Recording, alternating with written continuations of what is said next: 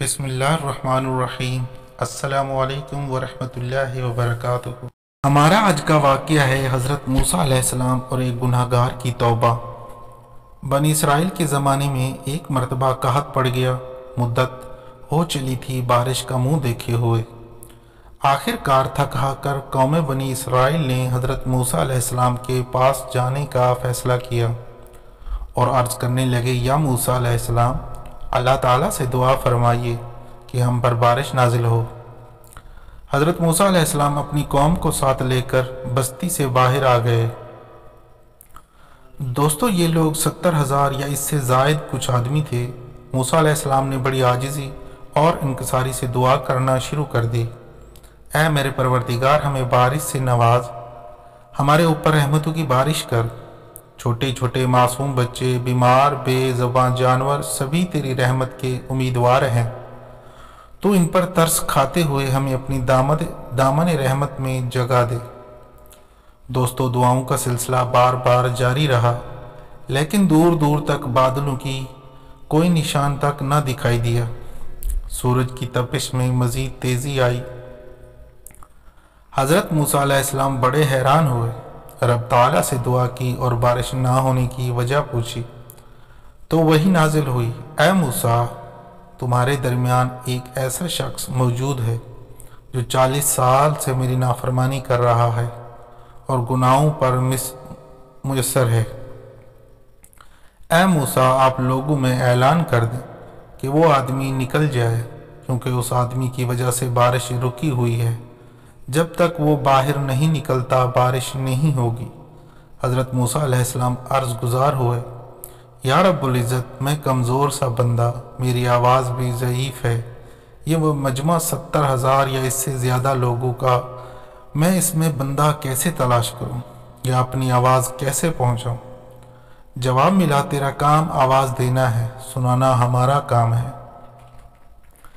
حضرت موسیٰ علیہ السلام اپنی قوم سے مخاطب ہوئے اور کہنے لگے، اے رب کے گناہ گار اور نافرمان بندے، جو گزشتہ 40 سال سے اپنے رب کو ناراض کر رہا ہے، اس کو دعوت مبارزات دے رہا ہوں، اس مجمع میں سے باہر آ جا، تیرے ہی کالے کرتوتوں کی وجہ سے ہم بارش سے محروم ہو رہے ہیں۔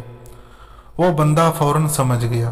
اس نے اپنی جانب دائیں بائیں دیکھا، کوئی بھی اپنی جگہ سے ٹس سے مس نہ ہوا۔ اس کے دماغ میں فوراً سوچ پکڑی کہ وہی مطلوب ہے۔ سوچنے لگا، اگر میں باہر نکلتا ہوں تو شرمندگی کا سامنا ہوگا اور میری خوب جگ ہسائی ہوگی، اور اگر اپنے آپ کو ظاہر نہیں کرتا تو میری وجہ سے لوگ بارش سے محروم رہیں گے۔ اس نے اپنا چہرہ چادر میں چھپا لیا اور اپنے گناہوں پر شدید پشیمان ہوا اور دعا گزار ہوا، اے پروردگار، تو کتنا کریم اور بردبار ہے۔ میں 40 سال تک تیری نافرمانی میں مبتلا رہا، تجھے ناراض کیا، لیکن تو مجھے لگاتار مہلت دیتا رہا۔ اب میں یہاں تیرا فرما بردار بندہ بن کر آیا ہوں، مجھے معاف فرما کہ آج ذلت اور رسوائی سے بچا لے۔ وہ اپنی بات مکمل ہی نہ کر پایا تھا کہ آسمان بادلوں سے بھر گیا اور موسلا دھار بارش کا سلسلہ شروع ہوا۔ حضرت موسیٰ علیہ السلام دوبارہ عرض گزار ہوئے، یا رب، آپ نے بارش برسانا کیسے شروع کر دی؟ وہ بندہ تو ابھی تک باہر ہی نہیں آیا۔